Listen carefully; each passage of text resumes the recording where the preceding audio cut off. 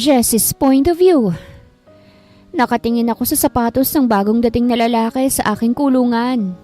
Kahit rehas ang namamagitan sa aming dalawa, lumagpas agad doon ang galit na aking nararamdaman. Si Don Gomero Valmores, ang lalaking nagkulong sa akin dito sa kanyang underground matapos kong pagtangkaan ng kanyang buhay sa isang private meeting. Siya'y isang negosyante na nagmamay-ari ng kumpanyang trinabahuhan ng aking ama na napatalsik matapos masangkot sa pangungurakot. Ang aking ama kasi ang pinagkakatiwalaan sa isang project na may involved sa pera. Kaya ang ending, nawala ng trabaho ang aking ama. Dumami ang utang, nagkasakit, at panghuli, nagpakamatay. Kaya't matindi ang galit ko sa lalaking nasa harapan ko ngayon. Wala siyang puso. Para sa akin walang kasalanan si Papa. Hindi siya ganung tao. Pero simula nung magtrabaho siya sa mga mayayaman na ito, nagsimulang dumating ang malas. Magandang gabi, Miss Jessie Ortigas. Isang buwan na palang nakalipas mula nang tangkain mo akong patayin. Hindi ka ba kumakain at namamayat ka? Tinaliman ko siya ng tingin. Napakagaling mong gumamit ng baril. Tinuruan ka ba ng iyong ama na dating sundalo? Kumulo ang dugo ko't agad lumapit sa bakal na humaharang sa aming dalawa. Hinawakan ko ito ng mahigpit habang ang aking mga matay puno ng galit na nakatingin sa kanya. Para na akong sasabog sa emosyon ko ngayon. Bakit dito ako nakulong? Bakit hindi mo ako pinadakip sa mga pulis? Ano bang plano mo sa akin, ha?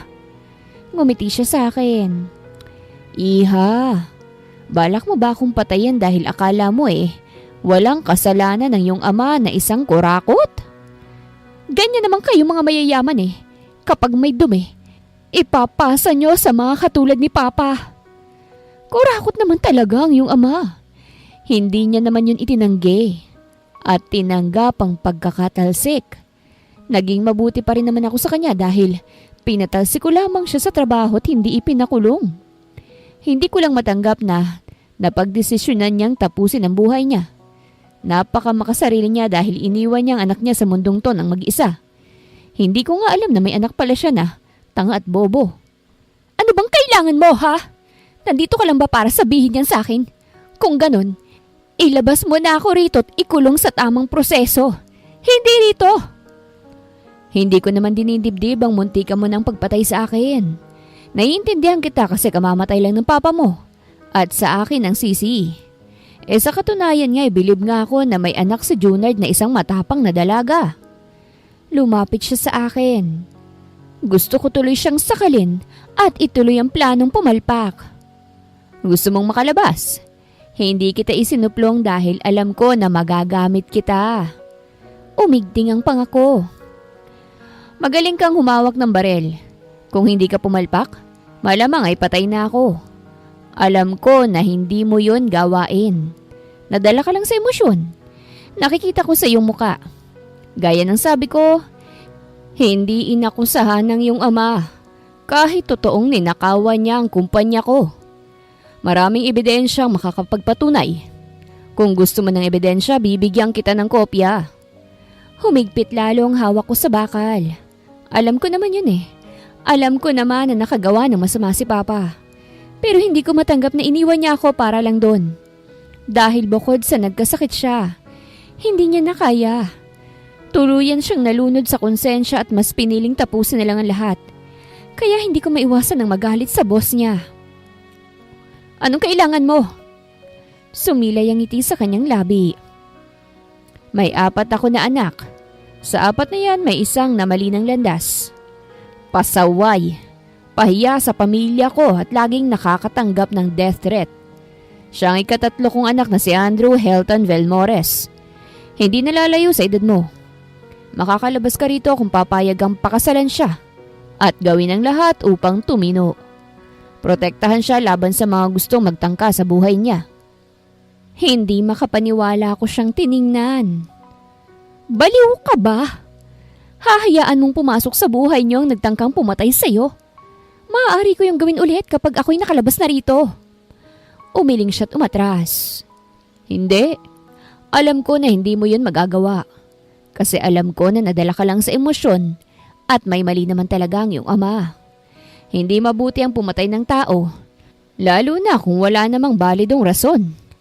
Alam ko na may mabuti kang puso gaya ng iyong ama, bago pa man niya gawin ang bagay na iyon. Ayoko, paninindigan ko. Ayokong magkaroon ng koneksyon sa pamilya na ito. Ang dahilan ko bakit nagpakamatay si Papa. Ihatid mo na lang ako sa presinto. Mas gusto ko pang pagbayaran ng ginawa kong pagtatangka sa buhay mo kaysa pakasalan ng isa sa mga anak mo. Bahalak mo talagang makulong dahil lang sa isang dahilan? Kasi kung ganun, gagawin kong lahat upang hindi makalabas kung saan ka man ilalagay. Gagawin kong lahat para magdusa ka sa desisyon mo. Napakaganda ng alok ko, iha. Binibigyan kita ng pagkakataon dahil alam ko na hindi ka masamang tao. Nang hindi ako nagsalita, bumuntong hininga siya't napaatras na. Pag-isipan mong mabuti ang alok ko. Nangaalis na siya. Sumagi agad sa isip ko ang labas. Isang buwan na kasi akong nakakulong dito. Hindi nasisinaga ng araw. Hindi maayos ang pagkain. At nasa madilim lang na lugar na ito. Sandali! Pagpigil ko sa kanya. Bumaling siya sa akin. Kinagat kong ibabang labi ko at ibinaba ang aking pride. Gusto kong makita ang kopya ng ebidensya. At nakakasiguro ka ba na hindi ako malalagay sa alanganin? Na hindi ka maghihiganti sa akin kapag sumang-ayon ako sa gusto mo? Bakit ko naman gagawin yun? Magiging asawa ka ng anak ko. Hindi ako pumapatay ng kapamilya. Miss Ortigas? Huminga ako ng malalim. Kesa makulong ako ng tuluyan sa kulungan, baka maging miserable nga ang buhay ko dahil ang kapal na mukha kong pagtangkaan ng buhay ng isang Don Gomero Valmores. Baka doon ako mamatay. Kaya mas pipiliin ko na lamang kung saan may mas chance akong huminga. Sige, papayag na ako. Pakakasalan ko ang iyong anak. Ipinakita ni Don Gomero Valmores ang ebidensya na nagpapatunay na nangurap nga ang aking ama nang ako'y inilabas niya sa underground. Umamin din si Papa base sa video na ipinakita. Hindi lang din si Papa dahil may kasama rin siya. Ngayong nalaman ko ng katotohanan, gusto ko na lamang magpalamon sa lupa. Kay laki naman talaga ng kasalanan ni Papa. Tiwalang-tiwala si Don Gomero Valmores sa kanya. Hindi ko lang alam kung bakit niya tinahak ang ganung gawain. Kaya ba bago siya nawala ng trabaho ay binalak niyang magpakalayo kasama ako? Kasi may kasalanan nga pala talaga siya. Mas mabuting ikulong niyo na lang ako at hanapan ng ibang anak mo ng mapapangasawa. Konklusyon ko sa sobrang guilty. Ang kapal pa ng mukha kong pumatay ng walang kasalanan. Ikaw lang ang pupwede. Ayoko sa mga mahihinhin na babae. Ikaw lang ang pwedeng magpapatino sa anak ko. Anya. At dahil pumayag ka na, magkikita kayo ng anak ko sa susunod na araw. Kailangan pang hanapin ang aking tauhan dahil kung saan-saan na lamang naglalakwatsa ang lalaki na yon. Pasting Andrew na ito. Ako lang yata ang biktima na inaalagaan pa ng biktima. Ngayong hindi na ako nakakulong sa underground. Special treatment naman ang aking natatanggap. Mula sa magandang kwarto na aking tinutulugan hanggang sa magandang damit na hindi ko naman kailangan. Ang pakasalan ng anak niya ang magiging kapalit ng kalayaan na ito. Hiyang-hiyaman na ihaharapin ko ito. Bilang kapalit ng kanyang kabutihan, gagawin kong lahat para tumino ang kanyang anak. Kung kinakailangang gamitan ko ng dahas, gagawin ko para lang magtagumpay ako at mawala na ang konsensya na dinadala ko ngayon. Sa sumunod na araw, nagbihis na ako ng maayos, naglagay ng makeup sa mukha at plinansya ang buhok para lang maging presentable sa anak ni Don Gomero Valmores. Ngunit lahat ng expectations ko ngayong araw ay nawala. Nang makita ko ang anak niya na ipapare sa akin, parang gusto ko nalang bumunot ng baril at barilin na lamang ito upang magising sa katotohanan. Napangiwi ako nang makitang hawak-hawak siya ng dalawang lalaki na tingin ko'y tauhan ni Don Gomero. Tumatawa at pulang-pulang mukha dahil sa kalasingan. Kita ko na napasapo na lamang si Don Gomero sa nakita't napailing. This is so freaking frustrating. Humagalpak sa tawa ang binata. Bakit nandito na naman ako sa impyerno? Gusto ko sa langit ang punta ko. Ibinagsak ng dalawang binata sa sofa at halos matumba ito. Nanatili lang akong nakatayo habang nakatingin sa lalaking miserable ang buhay. Andrew, malamig na wika ni Don Gomero. Ginagalit mo talaga ako, no? Iho de po. Dad, I was just enjoying life. Woo! Ngumisi ng nakakalokong binata. Hindi ako katulad ng ibang anak mo na boring. Wala man lang social life. Sumandal siya sa sofa at tumingala sa sofa. Nandito na ang mapapangasawa mo. It's time for you to be serious, Andrew. Sinasayang mo ang pinaghirapan mo noon. It's time for you na tumino na. 27 anyos ka na. Bulbulin na. Pero kung ano-ano na lamang ang ginagawa sa buhay. Kinuha ni Don Gomero ang isang newspaper sa center table at isinaksak to sa pagmumukha ng kanyang anak. Tignan mo. Ikaw na naman ang nasa headline ng balitang yan. Andrew Hilton Valmores, anak ni Don Gomero Valmores. Nakabrief na lamang sa kalsada. Nakakahiya ka, talagang siraulo ka.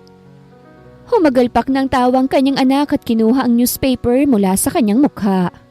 Tiningnan ng kanyang ama na kulang na lang. Sasabog na sa sobrang stress. It's just a dare, Dad. Nakatanggap naman ako ng 100 pesos mula sa mga tropa ko eh. Come on! Just let me enjoy my life, okay? Ang tagal kong hinintay ang araw na ito. Yung hindi na ako ang susunod na... Natigil sa pagsasalita ang binata nang magawi ang kanyang tingin sa akin. Walang kaemo-emosyon ang aking mukha pero siguro sobrang halata ang aking pagkadismaya. Napatayo siya at muntik nang matumba habang titig na titig sa akin. And who is this gorgeous lady? Pumungay ang kanyang mga mata habang humahakbang palapit sa akin. Anak ng... Nasa langit na yata ako eh. May magandang dilag akong nakikita. Pwede, pahawak. Hindi ko na siya pinatapos dahil tinutukan ko na siya ng baril. Namilog ang mga mata ng mga nakakita. Ngunit hindi naman nila ako pinigilan. Wow! Ang hot! Pumungay lalo ang kanyang mata at pinasadahan niya ako ng tingin. Ganyan ang mga type ko. Mga maangas. Mga hindi pa bebe. Kung ikaw lang rin naman ang magiging asawa ko, abay, kukunin ko pabalik ang para sa akin. Humawak siya sa kanyang dibdib. Babarilin mo ba ako? O sige, barilin mo na ako. Kapag hindi ka nagtagumpay, akin ka na ha? Umikot bigla ang kanyang mata at bumulagta sa harapan ko nang may itinusok si Don Gomero sa balikat ng kanyang anak nang walang kaalam-alam. Kaya't nawala nito ng malay. I am very sorry, Miss Ortigas. Bukas mo na lang siya kakausapin. Tumango ako at tiningnan ng binata na kinuha na ng mga tauhan ni Don Gomero at dinala patungo sa silid nito. Napabuntong hininga na lamang ako at itinago na ang aking baril. Nakausap ko ng matino ang lalaki kinabukasan. Ngunit hindi masyadong matino dahil gustong-gusto niya na akong pakasalan. Ang rason niya? Na love at first drunk daw siya sa akin. Naalala niya raw kung gaano ako kaangas nang tutukan ko siya ng baril. Kaya't gusto niya akong maasawa agad. Kung hindi ko pa alam na anak ito na Don Gomero, baka napagkamalan ko na siyang may sakit sa pag-iisip. Palagi kasi itong nakangiti sa akin. Kulang na lang lumabas ang ngipin sa bibig niya. Kasal sa simbahan ang nangyari sa aming dalawa. Ginawa ito upang humupa ang isyu ni Andrew sa mga tao. Ipinapublic upang pabanguhin ang pangalan at takpan ang isyu niya sa buhay. Lumipas ang 3 buwan mula nang maikasal kami. Gumanda naman ang buhay ko. Binigyan pa nga ako ng posisyon na Don Gomero sa kumpanya niya ngunit tinanggihan ko. Mas mabuti kasing magawa ko ang pinagawa niya dahil hanggang ngayon, hindi pa rin tumitino ang lalaking pinakasalan ko. Mula nang tumanggi akong magpayakap, magpahalik at makipagtalik sa unang gabi bilang mag-asawa, gumagawa siya palagi ng paraan para lamang painitin ang ulo ko. Kahit kasal kami sa simbahan, may kontrata pa rin naman kaming sinusunod. 1 taon lang ang kasal nito gaya ng nirequest ko. Naroroon sa kontrata na pinirmahan naming dalawa na hindi po pwede ang physical contact at iba pa. Isa lang naman kasi ang rason kung bakit nangyari ang kasal nito. Iyon ay ang patinuin si Andrew Hilton Valmores. Nagreklamo pa nga ang binata. Dahil anong araw ba ang sense ng aming kasal kung hindi ako magpapahawak? Pero dahil mas pabor si Don Gomero sa akin, natalo pa rin siya. At ang gusto ko ay masusunod. Pero sa halos 3 buwan, ginawa ko ng lahat para lang tumino siya, ngunit parang gusto ko nalang sumuko dahil sa mga balitang lumalabas patungkol sa kanya. Nasaan si Andrew? Kalmado kong tanong sa isang kasambahay na kasama ko rito sa kwarto ko habang nililinisan ko ang shotgun ko. Nakauwi na ba siya? Gabi na ngayon at may nabalitaan ako tungkol sa magaling kong asawa. Nagbar daw at may katabing babae na sobrang sexy ang damit. Nagpaalam naman siya na tutungo siya sa bar kasama ang kanyang katropa. Pero headline agad siya sa isang article dahil sa isang litrato na may kadikit na babae. Oo ma'am, nasa baba na ho siya. Kinasa ko ang baril sa kwarto ko na ikinataranta ni Manang Susana. May kasama siyang babae? Nilingon ko siya. Tama ba ang narinig ko? Namutla siya. Ma'am, ano ang balak nyo? May kasama siyang babae? Nang hindi sumagot si Manang Susana, mabilis akong lumabas sa kwarto, suot lamang ang aking lingerie. Sumabay pa sa init ng ulo kong ulan at ang pagkulog. Kaya habang naglalakad ako sa hallway patungong hagdan, natarantang sumunod sa akin si Manang Susana at nagrekot pa ng kauri niya. Kaya sabay-sabay silang nataranta. Ma'am, sandali lang ho. Ma'am, hindi kayo kriminal ah. Nagsimula na akong bumaba sa hagdan. At habang pababa na ako, nakita kong asawa ko sa sala na halos gutay-gutay ng damit habang minomolestya ng isang babae na sobrang kapal ng makeup at sobrang iksi ng damit. Pikit na pikit ang aking asawa. Walang kamalay-malay sa nangyayari sa kanya. Huminto ako sa gitna ng hagdan at itinutok ang baril sa asawa ko. Ipinikit ko ang isang mata ko para matarget ko ng maayos. Wala silang kamalay-malay na andito ako. Agad kong inilipat ang target ko sa malanding babaeng patuloy pa rin sa paghahalik sa asawa ko habang hinahaplos ang katawan. Umangat ang sulok ng labi ko bago ko inilipat sa mamahaling vase na malapit lamang sa kanila. At iyon ang binaril ko kaya't nabasag ito at gumawa ng ingay. Ma'am! Napangangang mga kasambahay sa nakita. Ang babaeng nakadikit sa asawa ko ay napatalon sa gulat at agad na lumayo. Nang makita kong may dalang shotgun sa may hagdan, namutla siya at unti-unting tiningnan ng vase na basag na nagkalat sa sahig. Mabilis akong bumaba. Pati ang asawa ko'y nagising sa putok, ngunit nang makita ko, ngumisi lamang siya na parang wala sa sarili. Asawa ko! Lumapit ako sa kanya't inamoy. Amoy alak, kaya't nasisiguro kong lasing siya. Nilingon ko ang babae na takot na. Itinutok ko sa kanya ang shotgun. Halos mawalan siya ng kulay. Sino ka? Babae ka ba ng asawa ko? Asawa mo? Napasinghap siya't agad umiling. Inihatid ko lang siya. Customer ko po siya sa bar. Hinatid ko lang talaga siya. Hatid lang ba talaga? O may nomolestya mo na ang asawa ko? Anong karapatan mong halikan siya, ha? Galit kong sabi. Alam ba niya na may babaeng nakadikit sa kanya? Ha? Sagot! Mabilis siyang umiling. Hindi po. Ako pong nagpumilit na sumama sa kanya eh. Lasing po siya. Sorry po. Asawa ko, nandito ka pala. Nagulat ako nang yumakap sa tiyan ko si Andrew. Lasing na lasing. Asawa ko, pinilit nila akong uminom. Sorry na. Baba mo na yung baril mo. Mas lalo ka kasing gumaganda sa paningin ko eh. Inis kong itinulak si Andrew palayo sa akin kaya't nahiga na ito sa sofa. Humakbang ako sa babaeng nanginginig na. Wag po ma'am. Sorry na po. Sorry. Naiiyak nang malandi. Oo, wala po akong ginawang iba sa kanya. Iyon lang. Umalis ka na. Malamig kong sabit ibinaba ang baril. Alis!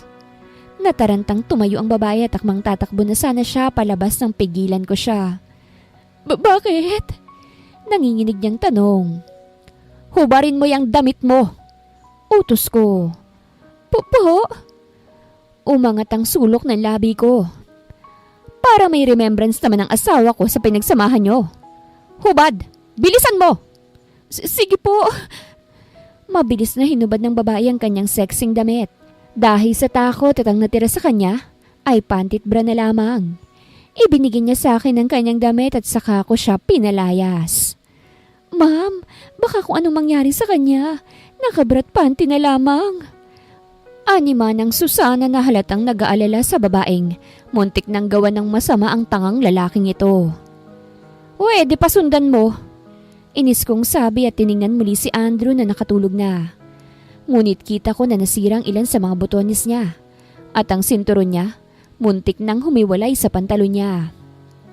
Sa 3 buwan ng aming kasal, hindi ko siya nagawang magustuhan. Kahit ang sabi ni Don Gomero na magugustuhan ko kalaunan ng kanyang anak. Hindi ko magawa dahil sa mga pinaggagawa niya sa buhay. Umagang-umagay nabuisit agad ako. Mula sa kwarto hanggang sa hapagkainan. Hindi ako tinatantana ng aking asawa. Hawak niya pa ang dress ng babaeng nakapasok dito kagabi. Hindi ko alam na may babae pala akong kasabay umuwi, Jessie. Nagmumukha na siyang aso sa paningin ko. Please, maniwala ka naman sa akin eh. Pasaway ako, oo, pero hindi ako babaero. Virgin na virgin pa nga ako eh. Kumain ka na, Andrew. Walang gana kong sabi. Para naman may energy ka sa bagong babae mo mamayang gabi. Para may bagong energy ka na naman sa bagong kalokohang gagawin mo. Naibagsak niya ang balikat. Hindi nga ako ng babae. Wala akong alam kagabi. Alam mo naman na sumama lang ako sa kaibigan ko, hindi ba? Ayoko nga sana kaso pumayag ka. Okay sana kung ikaw ang babaeng yun kaso hindi. Mas malamig ka pa sa powers ni Elsa. Hindi ka nga masisindak ng kalandian ko kahit maghubad pa ako sa harapan mo eh. Nagtitimpi ko siyang tiningnan. Kumain ka na. Agad siyang tumabi sa akin at nagpa-cute sa akin. Promise, hindi ako ng babae. Wala akong babae. Bakit ako mambababae? May asawa akong mahilig mambaril. Hindi ko ugali ang mambabae. Malamig ko siyang binalingan. Hindi mo na kailangang magpaliwanag. Hindi naman natin mahal ang isa't isa. Kita kong natigilan siya. Tumayo na ako matapos kong kumain kaya't nakita kong kumuyom ang kamao niya sa lamesa. Ginagawa ko lang to gaya ng utos ng iyong ama. Gusto niya na magtinuka kaya nga ikinasal ka sa akin. Kaya as much as possible, magtinuka na para makawala na sa kasal na ito. Iniwan ko na siya pagkatapos kong sabihin yun at dumiretso na sa aking kwarto upang asikasuhin ang sarili. Dumiretso ako sa walk-in closet ko. At doon, nakita ko ang iba't ibang klase ng baril na siyang bigay sa akin ni Don Gomero. Ibinigay niya ito sa akin dahil bukod sa pagtitino, kinakailangan kong protektahan ang kanyang anak mula sa mga banta dito. May 9 na buwan pa naman ako para gawin ang trabaho, para magtino si Andrew at maging katanggap-tanggap sa kanyang pamilya. Kaya hanggat maaari, gusto ko siyang magbago. Kahit natakutin ko pa siya ng baril araw-araw. Iyon ang pambawi ko sa kasalanan ng aking ama sa pamilya nila. Andrew's point of view. Pinatapon ko ang dress na mula sa babaeng kasabay kong umuwi kagabi. Bad trip ako nang makita kong CCTV footage ng aming bahay dito sa sala. Kita ko kung paano ako minolestya ng babaeng yun. Mabutit dumating ang maangas kong asawa kasi kung hindi, baka nawala na yung virginity ko. Pinahanap ko ang babaeng yun at pintalsik sa kanyang trabaho. Hindi naman ako naroroon para maghanap ng babae. Naroroon lang ako para makijam sa mga tropa ko na medyo matagal ko nang hindi nakita. Pinatanggal ko rin ang article na kumalat sa social media dahil wala naman yung katotohanan. Usually, nahayaan ko lang naman kumalat ang mga naka-issue sa akin. Pero ngayon, parang gusto ko na lamang tong ipabaon ng lahat sa limot. Para sa asawa ko na sigurado ako na mas lalong nato-turn off sa akin. Baliw na akong baliw pero gusto ko ang asawa ko. Kaya nga minsan, sinasadya akong magpasaway para lang mapansin niya ako eh. Ngunit hindi talaga tumatalab. Kahit noong nakaraang buwan, ako na mismong naghubad sa harapan niya pero tinutukan niya lang ng shotgun ang alaga ko kaya't napahiya lang ako. Parang asawa pa nga niya ang mga koleksyon ng baril niya kaysa sa akin eh. Alagang alaga. Palagi kong nadadatnan na nililinisan niya. Kaya nagseselos ako sa mga baril niya eh. Ngayong mas lumala pa yata ang paglayo niya sa akin. Wala na akong choice kung hindi ang puntahan si Dad sa kanyang opisina para ikonsulta itong kasal kong paurong. Dad, I won't disappoint you anymore. Ani ko kay Dad nang pumasok ako sa opisina niya. Andrew, araw-araw mong sinasabi yan pero hindi mo namang ginagawa. May bago ka na namang issue. Mahiya ka nga sa asawa mo. Kumuyom ang kamao ko. Alam ko kung bakit mo ito ginagawa. Gusto mong kunin ko at ibalik ang inaiwan ko. Alright, I will take it. Ako na muli ang susunod mong tagapagmana at magtitino na ako gaya ng gusto mong mangyari. Nagliwanag ang kanyang mga mata. Tila nagulat sa aking sinabi. Talaga? Yes, but in one condition. Ano yun? Agad siyang ngumiti sa akin. Sabihin mo sa akin ang gusto mo, Andrew. Ibahin mo ang kontrata ng aming pinagkasunduan. Seryoso kong sabi. Ako nang masusunod at hindi na ikaw, Dad. Gusto ko na ako ang masusunod sa kasal namin. Yung mga bawal na nirequest ng asawa ko, wala na yun. Di na yun bawal. Gusto mong magtino ako, hindi ba? Paano ako titino kung ang asawa ko hindi ko malapitan? Ayoko ng ganun, Dad. Sumasakit yung puson ko sa tuwing makikita ko siya sa malayo Type ko ang babaeng yun. Kaya hindi pwedeng hindi ako makalapit. Mababaliw na ako. Gusto mo si Jessie? Oo. Diretso kong sabi. Gusto ko siya. Umangat ang sulok ng kanyang labi. Hindi magiging madali ang sinasabi mo, anak. Ayokong mawala ang tiwala ni Jessie sa akin. Baka sa kabaong ang destinasyon mo kung hahawakan mo kahit hibla ng buhok niyan. Hindi mo ba yun maiiba? Ikaw naman ang nag-utos sa kanya nang pakasalin ako Pwede mo naman sigurong utusan Huwag puro baril lang inaasikaso. Nagsiselos na ako. Hindi makapaniwala si Daddy sa sinabi ko. Nagseselos ka? Sa baril? Oo. Kumuyom ang kamao ko. Sobrang selos. Humagalpak siya ng tawa. Hindi mo yun mawawala sa kanya, anak. Hobby ni Jessie ang maghunting, ang magbaril. Kung gusto mo siyang mapalapit sa'yo, ay paghirapan mo. May kinuha siya sa drawer niya at inilapag sa lamesa. Narito ang kontrata. Pwede kang gumawa ng panibago. Ikaw nang bahala kung anong gusto mong gawin sa asawa mo. Hindi na kita tutulungan, anak. Bulbulin ka na Nakakahiya naman na pati sa babae ako pa rin ang tutulong sa'yo. Inis kong kinuha ang agreement paper na yun at pinunit. Napailing na lang si Dad sa akin bago ako lumabas sa opisina niya. Gagawa na lamang ako ng panibago. Bantay ka sa akin, Jessie. Ikaw ang papaamuhin ko, hindi ako. Sumilay ang ngiti sa aking labi saka naglakad ng paalis sa bahay ni Daddy. Jessie's point of view. Anong ginagawa mo rito? Kita kong natigilan siya sa tanong ko nang pumasok siya sa kwarto ko.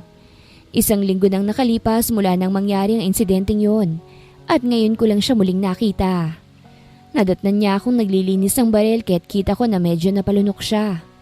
May bago siya sa aura niya ngayon, hindi siya nakangiti. Magtitino na ako. Wika niya. Patawad kung nasaktan kita. Hindi ko babae yun. Napairap ako. Bakit naman ako masasaktan? Mahal ba kita? Umigting ang panga niya. Hindi ko alam pero sa tuwing ganun ang kanyang ipinapakita, hindi ko maiwasang kabahan. Hindi kasi ako sanay na hindi siya ngumiti. Mas gusto ko pang ngumiti siya kasi magagawa ko ang gusto ko sa kanya. You don't have a choice but to love me. Ikinasal ka sa akin. Natigilan ako nang lumapit siya sa akin. Hindi ko napansin na may dala pala siyang dokumento. Kumunot ang noo ko ron. Ano yan?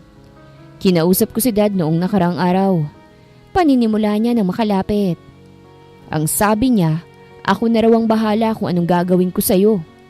Nagpatuloy ako sa paglilinis. Sinabi niya yon? Ano naman ang gagawin mo sa akin? Sa ating dalawa, ikaw ang pasaway. Kung ano-ano na lang ginagawa mo sa buhay. Pinapasakit ang ulo ni Don Gomero. Huwag mo sanang ibahin ang intensyon ko.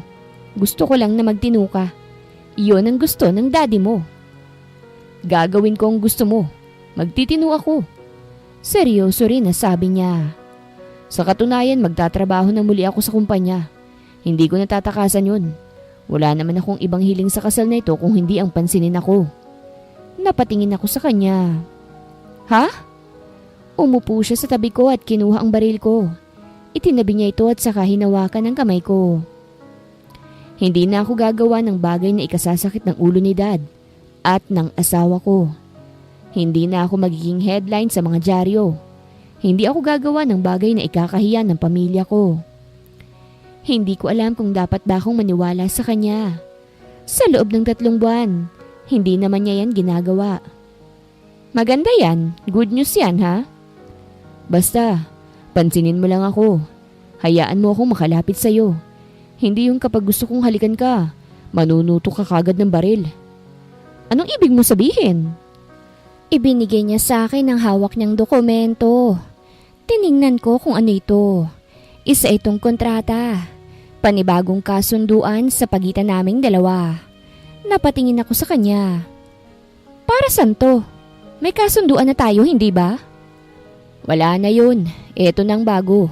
Gusto kong maging asawa ka sa akin para titinuna ako. Naariyan ang mga dapat at hindi dapat nating gawin bilang mag-asawa. Halos hindi na maipintang mukha ko nang basahin ko ang laman. Nawala na ang lahat ng ipinagbabawal ko. Naroroon ang pwedeng humalik, yumakap, magkatabi sa pagtulog, at higit sa lahat, mag-make love. Akala ko ay iyon na talaga, ngunit nagulantang ako sa huling nakita. Have a baby? Ibinalik ko sa kanyang kontrata. Bakit? May problema ba? Have a baby? Hindi aabot sa kontrata ng ating kasal yan. Hindi pwede ang gusto mo. Kailangan ko ng baby para sa magiging future ko. At hindi naman pwedeng sa iba ako mambuntis. Ikaw ang asawa ko kaya ikaw ang magdadala sa magiging anak ko. Gusto mo bang magpabaril ng tuluyan? Napasapo ako sa aking noo ng pinitik niyang noo ko. Alam mo, wag mo kong tinatakot sa baril mo ha. May baril din ako eh. Nakatago pero kapag ginagalit, lumalabas. Kapag nabaril ka, lalaki ang tiyan mo. Sige ka, mawawala yung angas mo. Malaki pa naman tong baril ko. Sharpshooter din. Napanganga ko sa sinabi niya. At akmang kukunin ko na sana ang baril na itinabi niya. Hindi ko yun nakuha dahil itinulak niya ako pahiga sa kama. Bago pa man ako makabangon, dinaganan niya na ako agad at inipit ang mga kamay ko sa bedsheet. Kaya't hindi ako makawala. Ano ba? Asawa mo pa rin ako, Jessie. 'Di ba, mission mo na patinuin ako? Inilapit niya ang kanyang mukha sa akin kaya't halos nagpigil ako sa hininga. Ilang buwan na pero hindi mo nagawa ang mission mo. Bakit hindi ka muna magpakaasawa sa akin para tuminuna ako? Hamon niya. Hindi yun tututukan mo ko palagi ng baril. Tinatakot sa tuwing magkakamali ako. Hindi yun ang nagpapatinu sa akin. Ito yun. At nanigas ako sa aking hinigaan ng halikan niya ako sa aking labi nang walang pahintulot. Hindi ako nakagalaw sa sobrang gulat. Hindi na rin ako makawala dahil mas malakas pa siya kaysa sa akin. Nang matapos niyang gawin yon, nanatiling gulat ang aking reaksyon habang si Andrew ay may tagumpay ng ngiti sa kanyang labi. Kiss lang. Titino na ang pasaway ni Don Gomero. Kumalabog ng mabilis ang puso ko at hindi nakapagsalita. Umalis si Andrew mula sa pagkakadagan at naupo sa dulo ng kama. Let's make a deal, Jessie. Seryoso ang usapan namin ni Andrew. Hindi ko maiwasang manibago sa kanya dahil seryoso talaga siya ngayon, lalo na sa bagong kontratang ibinigay niya sa akin. Ayon sa kanya, kapalit ng pagiging asawa ko at pagbibigay sa kanya ng anak, may matatanggap akong 5 milyon pagkatapos ng kontrata ng aming kasal. Nangako rin siya na titino na siya basta't ihiwalay ko raw sa akin ang mga baril ko. Pinirmahan ko ito at tinignan siya. Seryoso ka na ba na magtitino ka na talaga? Tumango siya. Yes, dahil nakuha ko na ang gusto ko. Kumunot ang noo ko. Ano naman kayang nakuha niya? Yun lang ba? Kung mamahalin mo ko, dagdag na yon. May expiration ng kasal natin. Hindi ako magmamahal ng lalaking temporary lamang sa buhay ko. Malamig kong sabit hinatak na siyang palapit sa akin. Nagulat siya sa ginawa ko. You want this, right? Ito naman talaga ang gusto mo. Ang mapalapit sa akin at mahawakan ako. I'll give you the right to be my husband. Basta ang kapalit nito ay ang pagtinu mo. At ako na mismo ang humalik sa kanyang labi bago niya ako muling inihiga sa kama. Nakuha niya ako. Hindi naman ako mahirap kausap. At normal naman siguro yon lalo na't mag-asawa na kami. Ang kaso lang, kung masakit ang mabaril, masakit din ang mapasukan. Iyon ang iniinda ko ngayon habang nakaupo sa kama. Samantalang si Andrew ay mahimbing ang tulog. Tiningnan ko siya. Napakaamo ng mukha kapag tulog. Hindi mo maiisip na siya ang pinakapasaway sa lahat ng anak ni Don Gomero dahil sa inosenteng mukha na meron siya. Hindi ko alam kung bakit bigla akong pumayag. Is it because of money? No, gusto ko lang panghawakan ng sinabi niyang magtitino na siya para hindi na ako maghirap. Para pagkatapos ng 1 taong kontrata, aalis na ako at magpapakalayo-layo. Tiningnan ko ang sarili ko. Isa lang ang hindi ko maipapangakong maibigay sa kanya. Iyon ay ang anak. Ayokong mabuntis. Lalo na kung maghihiwalay lang din naman kami pagkatapos. Iyon ang hindi ko maibibigay kaya habang tulog si Andrew, lumabas ako para bumili ng pills. Where have you been? Kumunot ang noo ko nang makita ko si Andrew sa sala pagbalik ko. Humigpit ang hawak ko sa bulsa ko lalo na nang tumayo siya at agad lumapit sa akin. Seryoso ang kanyang mukha. Lumabas ako, may binili lang. Anong binili mo? Ba't hindi mo ako ginising? Ngumiti ako sa kanya para makalimutan niya ang una niyang tanong. Masarap ang tulog mo eh. Ayaw kitang maistorbo. Kahit na, dapat ginising mo ko. Alam mo namang, nagbago ang ekspresyon niya. Hindi ba masakit? Nag-alala ako kasi sobra kang umiyak kagabi. Agad kong tinakpan ng kanyang bibig at namula ang buong mukha ko. Inalis niya ang palad ko sa bibig niya at hinalikan ng likod nito. Napasinghap ako at napatingin sa mga kasambahay na nakakita. Lalo na si Manang Susana na nagpipigil ng ngiti. Sobra talaga akong nagtataka kung paano ko paiyakin ang isang Jessie Ortigas sa sobrang angas. Sa baril ko lang pala. Nakakaloko siyang ngumiti. Agad kong hinablot palayo sa kanyang kamay ko't sinampal siya. Napasinghap ang mga nakakita. Pati siya hindi makapaniwala sa aking nagawa. Bakit? May nagawa ba ako? Dahil sinaktan mo ako kagabi. At saka ko siya nilagpasan. Buong buhay ko, hindi ko pinangarap na magkaroon ng romantic relationship sa isang lalaki. Lalo na sa mga katulad ni Andrew na alam ko na ang amoy. Habulin na mga babae. Ewan ko ba? Pero mula nang alisin ko ang harang sa pagitan naming dalawa ay parang nasosobra na siya. Ang hiling lang naman niya sa akin ay ang makalapit at hayaan na maging asawa ko siya, ngunit habang tumatagal, unti-unti niyang nagagalaw ang puso ko sa ibang paraan. Lalo na sa mga ipinapakita niya sa akin ngayon. Tinotoo nga niya ang kanyang sinabi na magtitino na siya. Dahil nang umabot ng 5 buwan ng pagiging mag-asawa namin, tahimik na siya. Hindi na siya laman ng mga dyaryo at sa mga articles na siyang kapani-panibago. Marunong din pala siyang magpakalalaki. Yung sasalubungin ako ng halik sa noo pagising ko, lulutuan ng masasarap na pagkain araw-araw, bibigyan ng bulaklak, at kung ano-ano pa na ginagawa ng mag-asawa. Desidido rin siyang magkaanak kaya't medyo kinakabahan ako dahil hanggang ngayon, hindi pa rin ako buntis. Yun ay dahil pa sikreto kong umiinom ng pills. Mas mabuting magpa-check up na tayo sa doktor, asawa ko. Ani Andrew nang nasa pool area kami. Umahon siya mula doon at lumapit sa akin. Ibinigay ko naman agad sa kanya ang towel. Palagi naman natin ginagawa pero hindi ka pa rin nabubuntis. Baka may problema na sa isa sa atin. Nakagat ko ang ibabang labi ko. Wala naman sigurong baog sa atin. Yeah, pero we need to make sure of it. Nag-angat ako ng tingin sa kanya. Paano kung hindi pala ako mabubuntis? Anong gagawin mo? Napatingin siya sa akin. Hinihintay ko ang kanyang sagot. Bumuntong hininga siya at saka ako inakbayan. Di hindi. Namilog ako sa sagot niya. Ha? Pero 'di ba? Mas mahalaga ka sa akin. Seryoso niyang sabi sabay alis sa hibla ng buhok ko sa mukha ko. Hindi ko ma-imagine na magkakaanak sa iba. Ikaw lang ang gusto ko. Kaya kung hindi talaga, hindi natin pipilitin. Nanliit ang mata ko. Talaga? Di parang wala ring silbing kasunduan natin kung wala lang. Iyon naman ay kung hindi ka magkakaanak. Wala naman akong magagawa ron. Alangan namang ipagpilitan ko pa. Basta ang mahalaga, hindi na ako pasaway. At niyakap niya ako kaya't nabasa ang damit ko. Alam mo ba, sa sobrang gwapo ko, ang daming nagtatangka sa buhay ko. Akalain mo yun? Pati mga asawa ng mga kalaban ni Dad. Gustong dumikit sa akin kaya pinag-iinitan ako. May nag-send nga ng banta sa akin eh. Pasasabugin daw nila yung kotse ko kasama ka. May isa pa nalalasunin daw ako. Nung nakaraang linggo may sumira sa isang kotse ko eh. Nakakatawa talaga yung mga to. Nagbago ang ekspresyon ko sa narinig ko at humiwalay sa kanya.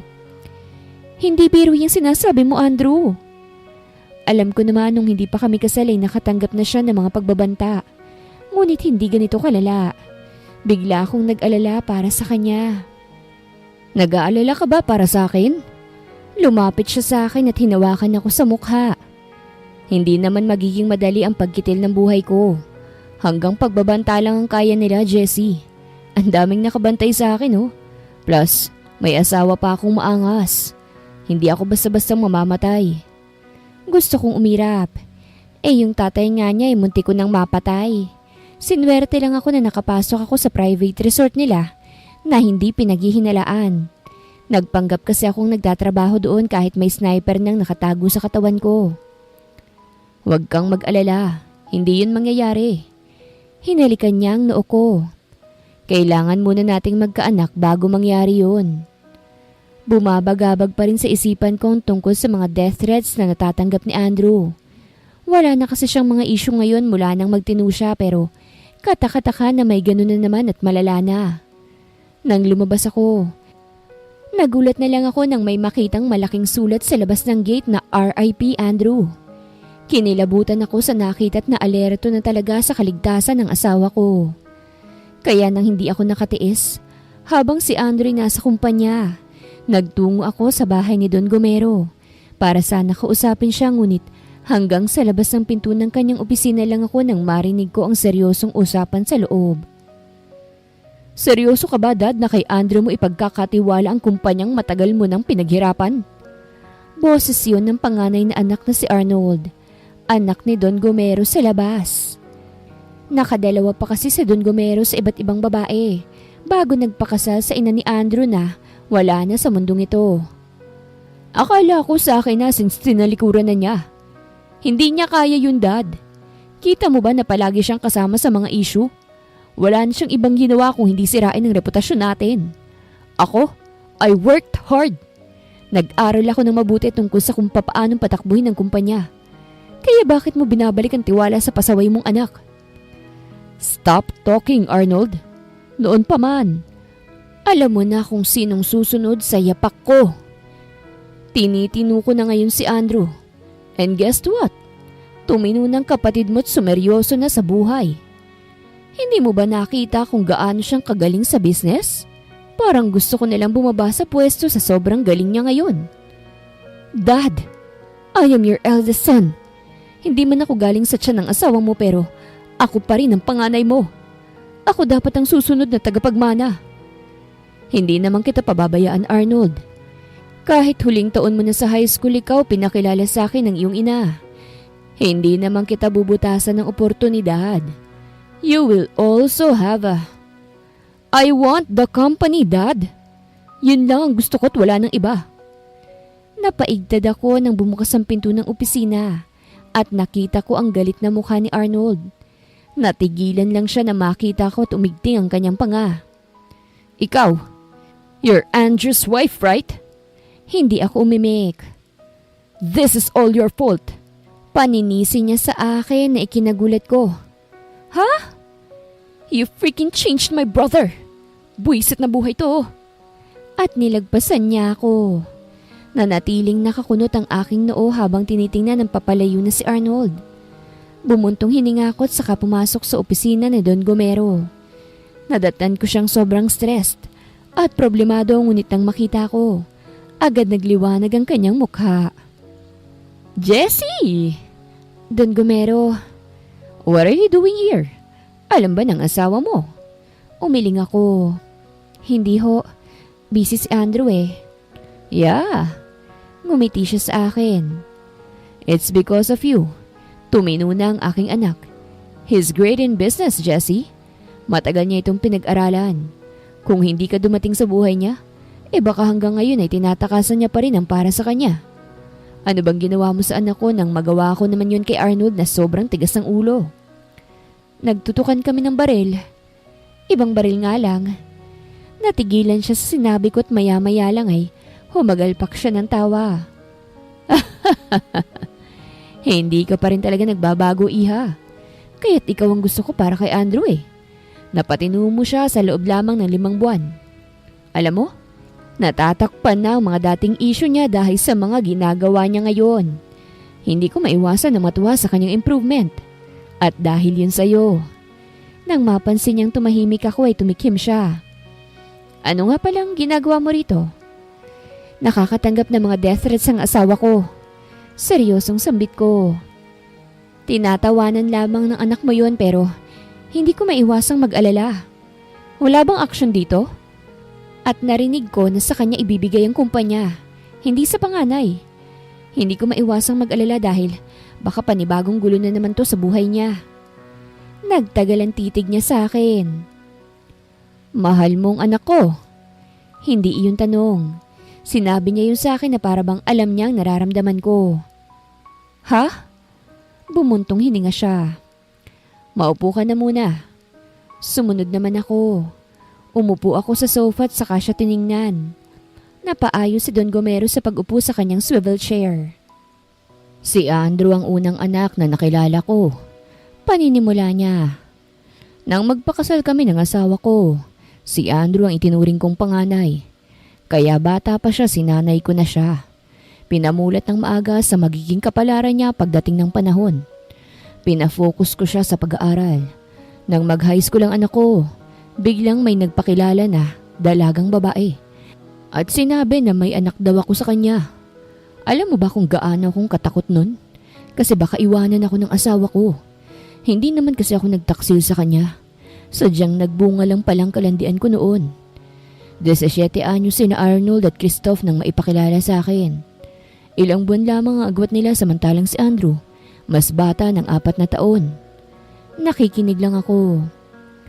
Tinanggap naman ng asawa ko na may anak ako. Masaya rin si Andrew at ang isa niya pang kapatid na si Archie na may mga kuya na sila. Pero malamig ang dalawa sa mga anak ko mula nang tumira sila sa iisang bubong. Gusto ni Andrew, ipasa ang para sa kanyang kuya. Kaya nga niya pinapasakit ang ulo ko dahil gustong lumayo sa pinaghirapan niyang pag-aralan. Gusto niyang makasundo ang kanyang kuya kaya willing siyang magparaya na ibigay ang para talaga sa kanya. Napatango ako. Kaya naman pala. Pero ayokong ipagkatiwala sa ibang kumpanya ko. Hindi sa wala akong tiwala sa iba kong anak.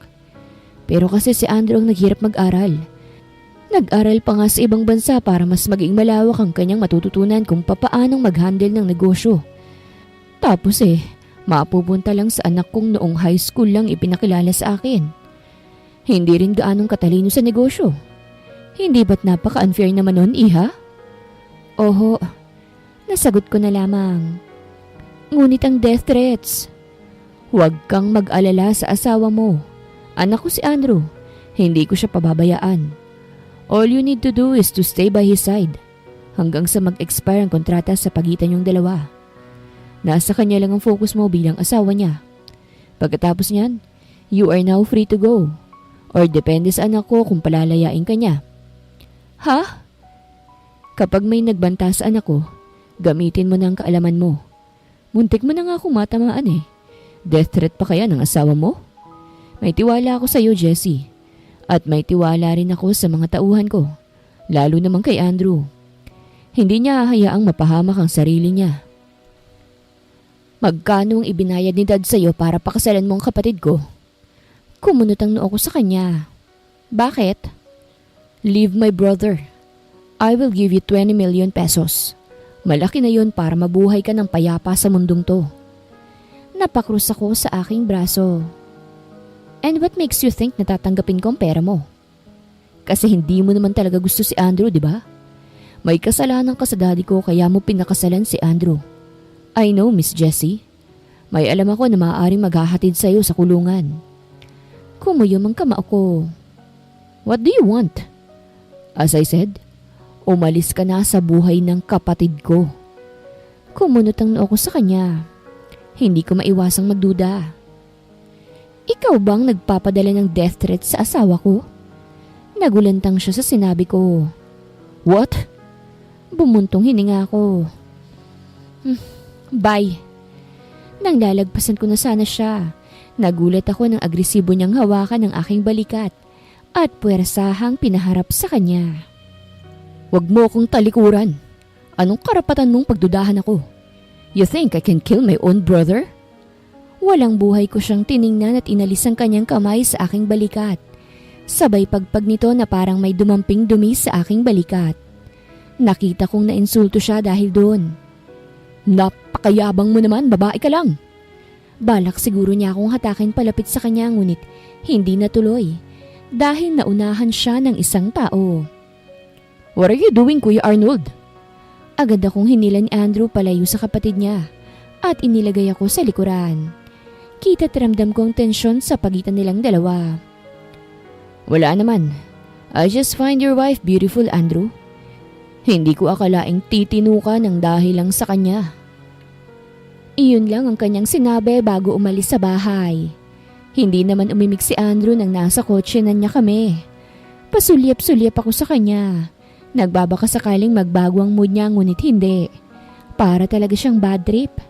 Akala ko nga'y diretso kami sa bahay ngunit nagulat na lang ako nang huminto kami sa parking lot ng mall. Ano naman ang gagawin natin dito kung ganyan ang mood niya? Kahit inis ng mukha niya, siya pa rin ang nagtanggal sa seatbelt ko. Galit ka ba? Tanong ko. Hindi niya ako pinansin at lumabas matapos tanggalin ang seatbelt ko. Ako na mismong lumabas sa kotse at mabilis siyang sinundan. Andrew! Sandali! Hinabol ko siya at hinawakan siya sa kamay. Natigil siya at binalingan ako. Bakit ka nandun? Bakit mo kausap si kuya? May masama ba? Tanong ko sa kanya. Umigting ang panga niya at tuluyang humarap sa akin. Ayoko nang malapit ka sa kuya ko. Hindi mo siya kilala. May dapat ba akong malaman? Hindi ko maiwasang matanong yun. Wala.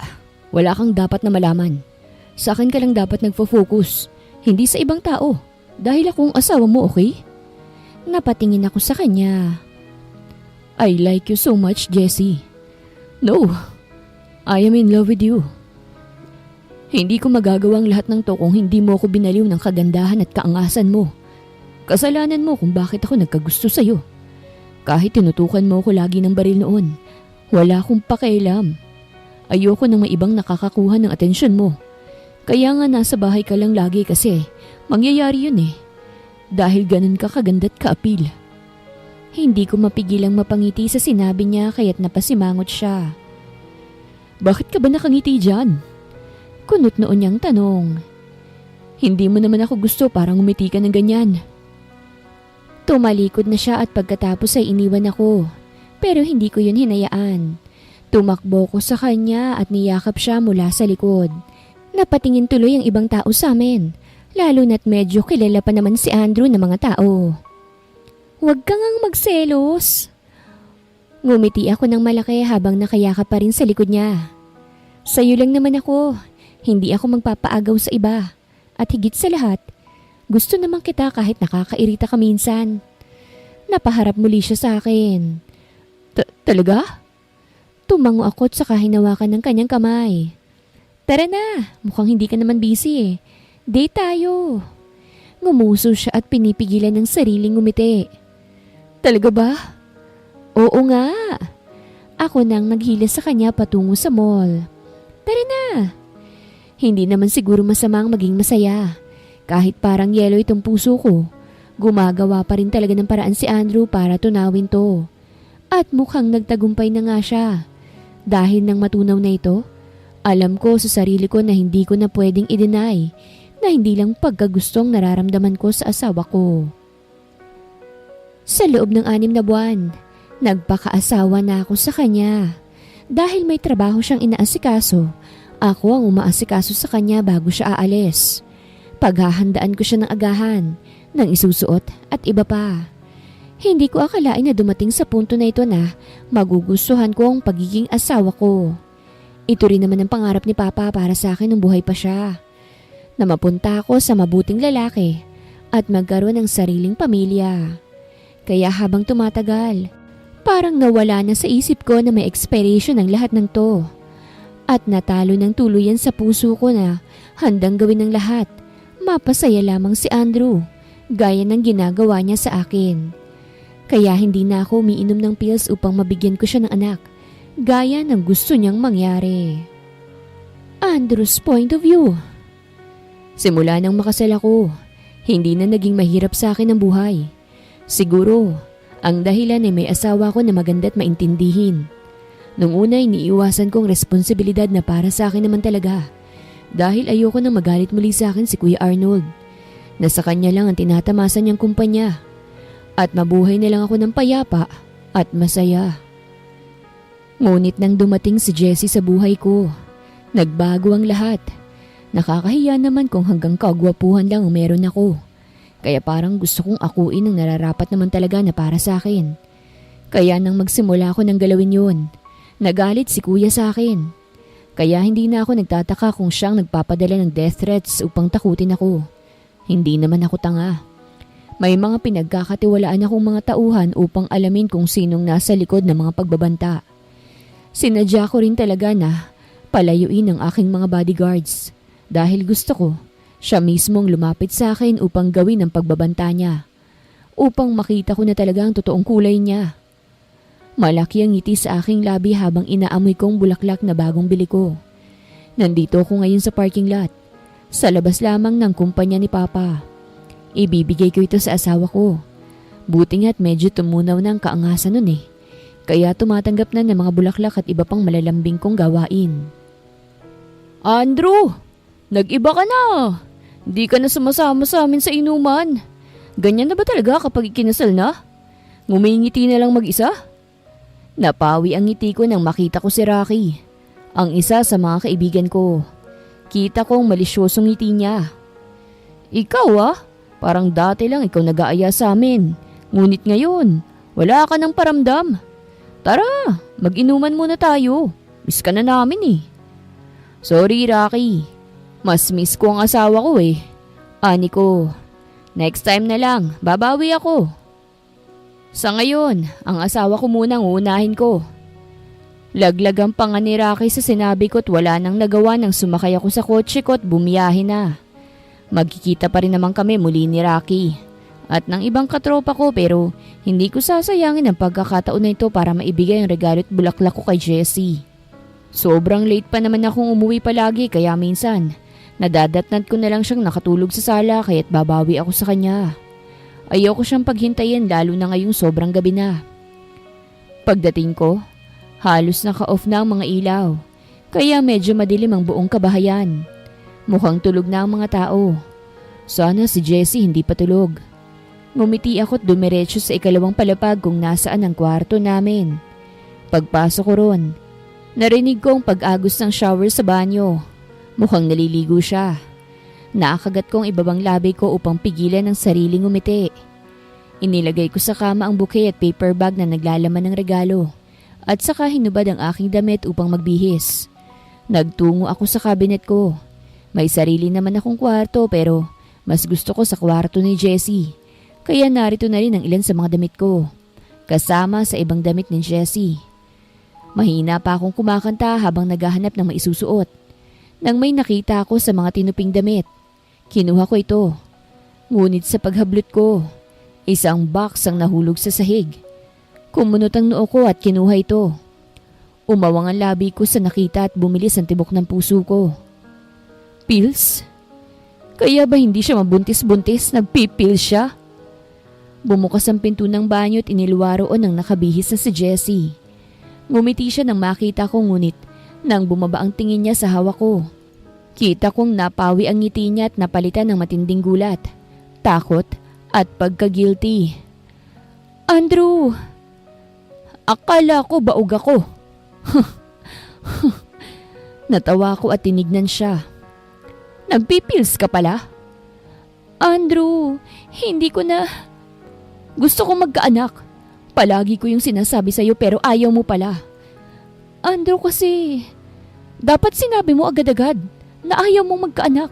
Hindi yung gagawin mo kong tanga, Jessie. Hindi ko na napigilan ang aking emosyon. Kaya ayaw mo palang magpa-check up kasi wala naman palang problema. Ayaw mo lang pala talaga. Umiwas siya ng tingin. Lintik. Umiyak ka sa akin, please. Umiyak ka sa akin. Mahal mo ba talaga ako?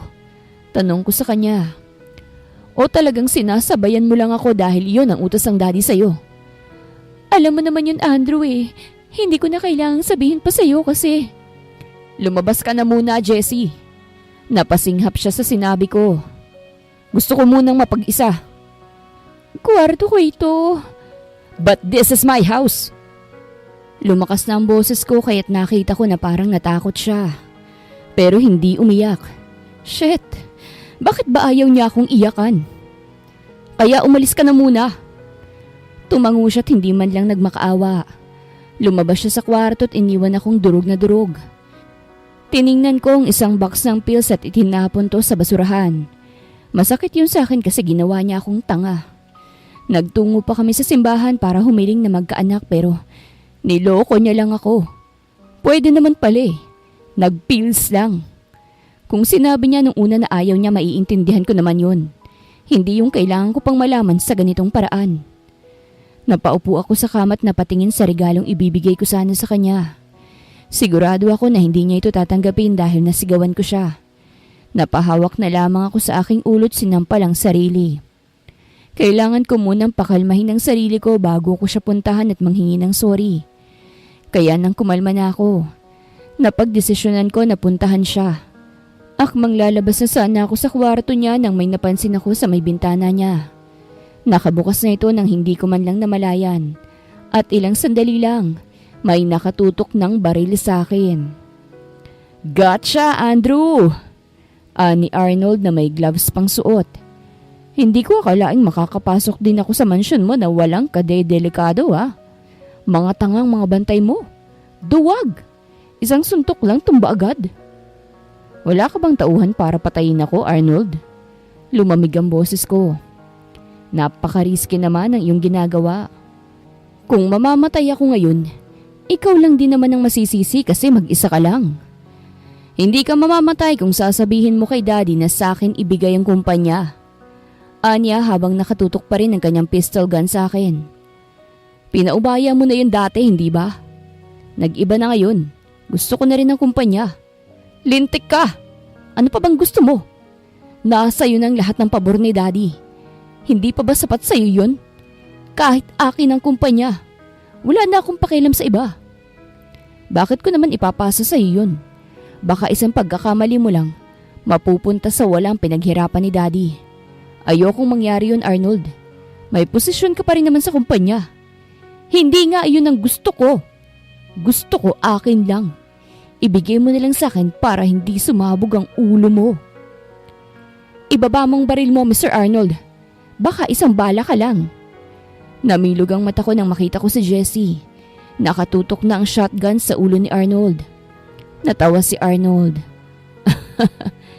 Kaya mo bang bumaril, Miss Jessie? Mahihina ang mga babae. Kadalasan sa kanila pumapalpak. Kaya ikaw muna ang mamatay. Agad kong sinipa ang baril na hawak ni Arnold nang mawala ito sa focus. Kaya lumipad ito sa malayo. Agad inilabas ni Arnold ang kanyang isa pang baril at agad ipinutok sa akin. Ngunit ako'y nakaiwas kaya't hindi ako natamaan. Hinanap ko kung saan natapon ang kanyang baril na sinipa ko kanina. At nakita kong nasa ilalim to ng kama. Si Jessie naman ay inilabas ang panibago niyang baril at pinutukan si Arnold na natamaan agad sa paa. Lintik na yan! Papatayin mo agad ako!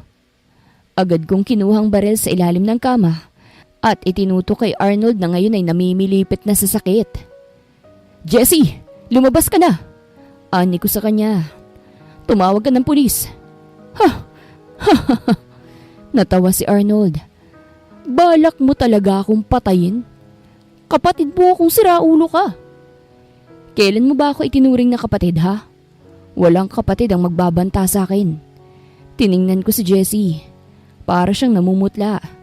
Bigla akong nag-alala. Jessie, are you okay? Hindi nakasagot si Jessie dahil umiksen agad si Arnold. Nagpaputok siya bigla sa akin kaya't nagtago ako. Tiningnan ko ang baril at napamura nang makitang wala na palang bala to. What the? Hindi ko na malayang nabaril pala ako dahil nakita kong dugo sa aking kamay na nagmumula pala sa binti ko. Bakit ka namumutla, Miss Jessie? Takot ka ba sa akin? Ani Arnold sa asawa ko na ngayon ay pinagpapawisan na. Ngunit shotgun naman ang itinutok niya kay Arnold. Akala ko ikaw ang pinakamagaling na nakilala ni Dading gumamit ng baril. Anyari sa'yo? Putla mo ah. Hindi naman ako mamamatay tao. Anong nangyari sa kanya? Hindi naman siya ganyan ah. Sinubukan kong bumangon ngunit masakit talaga ang pagkakabaril ng Arnold na yun. Nasa panganib ng asawa ko at natatakot ako sa maaari niyang gawin. Shit, ano bang nangyayari sa mga bantay? Huwag kang lumapit sa akin. Ani Jessie, babariling kita. Mas naaliw si Arnold sa sinabi ni Jessie. But subukan mo nga. Kita ko nga natakot ka eh. Baka pati ibon hindi mo mapatay. Hindi natapos ni Arnold ang kanyang sinasabi dahil ipinutok ni Jessie ang kanyang shotgun at natamaan si Arnold sa kamay kung saan may hawak siya ng baril. Ah! Napaluhod si Arnold sa sakit at si Jessie naman ay bumulagta sa sahig nang hindi ko alam. Dali-dali akong lumapit kay Jessie kahit sobrang sakit ng hita ko. Nakita ko siyang nanghihina. Mabilis ko siyang inilagay sa bisig ko. Jessie, ano nangyari sa... Nakita kong tiyan niya. Doon ako namutla ng todo dahil nabaril pala siya. Ngayon lang ako natakot ng buong buhay ko. Jessie, huwag ka munang pumikit. Sorry na. Hindi ko ibig na sigawan ka kanina. Huwag ka pumikit. Ngunit pumikit ang maganda kong asawa at nawalan siya ng malay sa mismong harapan ko. Tawang-tawa si Arnold nang makita niyang eksena. Kahit naputulan siya ng kamay, wala siyang pakialam. Gusto ko tuloy siyang patayin at magpahatid sa kulungan pagkatapos. Ngunit hindi ko na inagawa dahil nagsidatingan ng mga pulis. Kasama na ron ang aking ama. May kasama ring ambulansya kaya't nadala kaming lahat sa ospital at agad ginamot. Sinong tumawag ng pulis? Si Jessie, ani Dad. Umawang ang labi ko't napatingin kay Jessie na wala pa ring malay ngunit nagamot na ng mga doktor at nurses. Mabuti na lamang at dumating agad ang tulong dahil baka mas lalong lalala ang kanyang sitwasyon kung hindi. Papaanong si Jessie ang tumawag? Nag-away kami kanina. Pinaalis ko. Tumawag sa akin eh. Sabi pinalayas mo raw siya at gustong tumuloy sa bahay ko. Pero nag-iba agad ang kanyang sinasabit agad nagpatawag ng pulis nang makitang bugbog sarado na mga tauhan mo sa labas ng bahay nyo. Napatunganga na lamang ako. Sana tumuloy na lang siya kay Daddy. Hindi sana ito nangyari sa kanya. Mahal ka niya, Andrew. Ani Dad sa akin. Alam ko dahil kita ko kung papaano kanyang tingnan. Kung papaano siyang mag-alala sa mga nagbabanta sa iyong buhay. Kaya sana, kung ano man ang nagawa niya, hindi magbabago kung ano man ang nararamdaman mo para sa kanya. Tumayo na si Dad. Dito ka na muna. Ako nang bahala sa kapatid mo at kung anong gagawin ko sa kanya.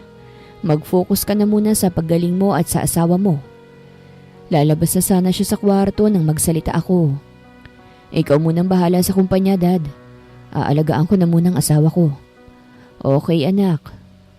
Nang lumabas na si Dad, hinawakan ko ang kamay ni Jessie at hinalikan to. I'm sorry, Jessie. I love you. Kung ayaw mong magkaanak, ayos lang. Basta gumaling ka na agad. Hindi ko kayang makita kang walang malay. Napalayo lang ako sa asawa ko nang dumating ang isang doktor. Agad ko siyang tinanong. Dok, gigising naman siya no? Tumango ang doktor. Mabutit na agapan agad, Mr. Valmores. Kasi kung hindi baka nawala pang bata sa kanyang sinapupunan. Namilog ang mata ko sa sinabi ng doktor. Ha? What do you mean? Your wife is pregnant, Mr. Valmores. Jessie's point of view. Nagising ako sa isang maputing lugar. Medyo malabo ang aking paningin dahil kagigising ko pa lang ngunit nang luminaw to. Napagtanto ko na wala pala ako sa kwarto ko. Kung hindi nasa ospital ako. Nabaril pala ako ng Arnold na yun. Kala yata niya, takot ako sa kanya. Sadyang may tama lang ako sa may tiyan kaya't nanghina ako. Daplis lang naman yun pero nandito na ako sa ospital. Kaharap ang pagmumukha ni Andrew. Mabilis akong bumangon paupo sa kama nang makita ko siya. Tinulungan naman niya akong makaupo ng maayos. Bakit ka nandito? Tanong ko sa kanya't nag-iwas ng tingin. Umalis ka na. Sa gilid ng mata ko, kita ko na nasaktan siya sa sinabi ko. Napatingin ako sa kanya't nagbaba ng tingin sa kanyang hita kung saan siya nabarel. Mukhang nagamot na siya. I'm sorry. Wika ni Andrew na ikinagulat ko. I'm sorry, hindi ko sinasadya. I love you, Jessie. I'm sorry kung nagalit ako. Wala na yon. Malamig kong sabi. Umalis ka na. Hindi. Agad niyang hinawakan ng kamay ko. Hindi ako aalis. Mahal kita. Kahit tutukan mo ko ng baril araw-araw. Gusto ko yun. Basta wag mo kong paaalisin. Hindi pwede yun lalo na't bubuo pa tayo ng pamilya. Natawa ko. Nakita mo naman 'di ba? Nagpills ako. Hindi mangyayari ang gusto mo. Siya naman ngayon ay ngumisin na ipinagtaka ko. Ano naman ngayon? Sigurado naman akong nakaligtaan mo. Ha? Humawak siya ng mahigpit sa akin. Bakit hindi mo sinabi na buntis ka pala? Kinakailangan mo pang mabaril bago ko malaman.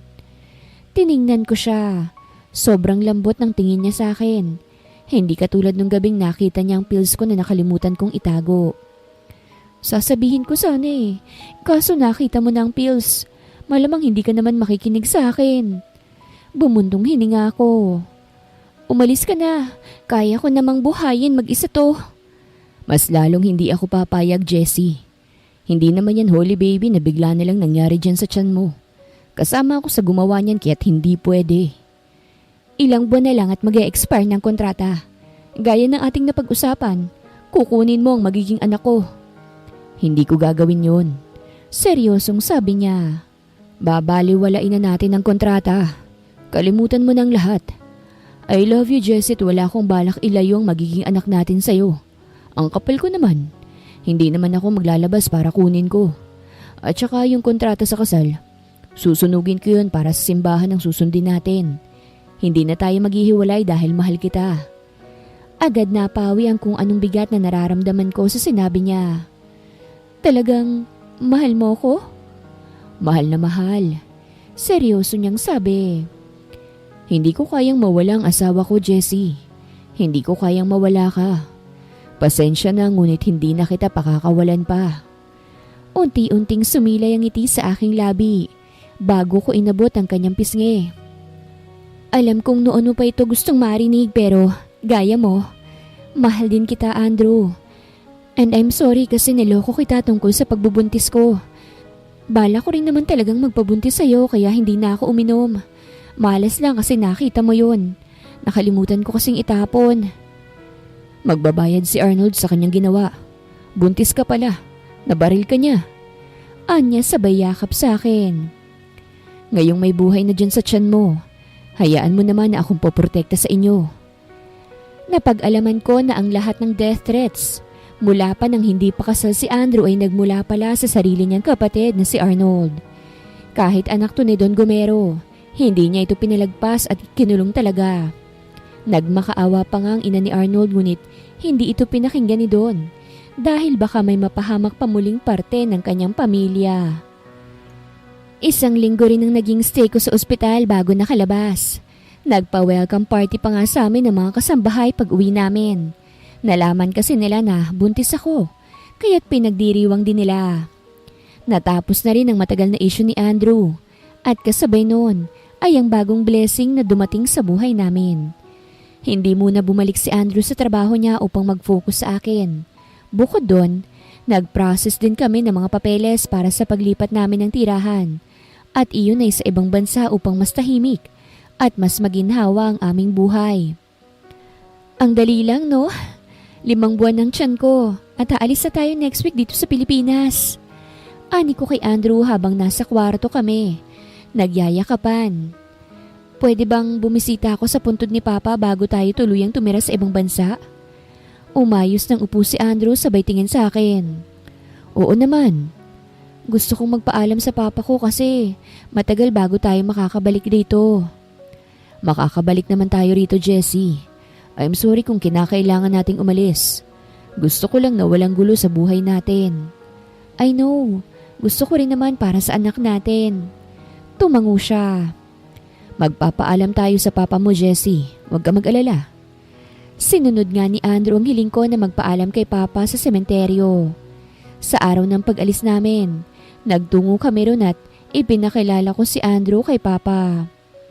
Siguro, kung buhay pa si Papa, magugustuhan ka nun. Anikot na pangiti. Gusto nun mga lalaking katulad mo eh. Umakbay siya sa akin. Ano bang gusto ng Papa mo para sa'yo? Yung mabait, yung hindi ako pababayaan. Bonus na lang ang mayaman at gwapo. Natawa ko. Palagi ko ang sinasabi kay Papa nung buhay pa siya na hindi ako mag-aasawa. Pero kung buhay pa siya, baka siningil na ako ng 50,000 pesos noon. Ayun ang pustahan namin dati eh. Natawa na lamang ako habang kinekwento ko yon sa harapan ng puntod ni Papa. Sigurado ako na masaya ang Papa mo kung saan man siya ngayon. Ani Andrew sabay halik sa gilid ng aking ulo. Alam ko, kumaway na ako kay Papa. Paalam, Papa. Nasabi ko na ang gusto kong sabihin. Punta muna ako sa ibang bansa pa ha. Doon muna ako mamamalagi kasamang asawa ko at ang magiging anak ko. Bye po. Pamamaalam naman ni Andrew. Huwag po kayong bago kami umalis na magkahawak kamay sa sementeryo upang humabol sa flight namin patungong Amerika. Excited ka na ba sa buhay na tatahakin natin? Tanong ni Andrew nang nasa airport na kami. Kasi, excited na ako, Jessie. Sa Amerika, wala akong iisipin doon kung hindi ikaw lang at ang magiging anak natin. Hindi ka ba babalik dito para sa kumpanya? Umiling siya. Saka na tayo babalik kapag nakakalakad na at nakakapagsalita ng magiging anak natin. Inakbayan niya na ako at sabay nang naglakad patungo sa eroplanong sasakyan. Paalis sa bansang aming kinagisnan na may ngiti sa aming labi. Wakas.